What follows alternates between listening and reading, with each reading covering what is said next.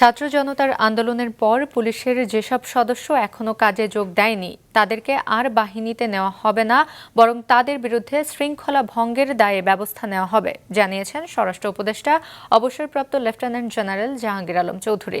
সকালে গাজীপুরের কালিয়াকৈরে আনসার ও গ্রাম প্রতিরক্ষা বাহিনীর 40তম বিসিএস আনসার ক্যাডার কর্মকর্তা ও 25তম ব্যাচ পুলিশ রিক্রুট সিপাহীদের প্রশিক্ষণ সমাপনী কুচকাওয়াজ শেষে সাংবাদিকদের প্রশ্নের জবাবে এসব কথা বলেন স্বরাষ্ট্র উপদেষ্টা। তিনি আরো বলেন, নিশ্চয়ই তারা কোনো অপকর্মে জড়িত, এ কারণে তারা কাজে যোগ দেয়নি। যারা অপকর্মের সাথে জড়িত তাদেরকে কিছুতেই মাফ করা হবে না বলে জানান স্বরাষ্ট্র উপদেষ্টা। তিনি জানান, এখনো কাজে যোগ দেয়নি এমন পুলিশের সংখ্যা খুবই কম, তাদের ব্যাপারে তথ্য সংগ্রহ করা হচ্ছে।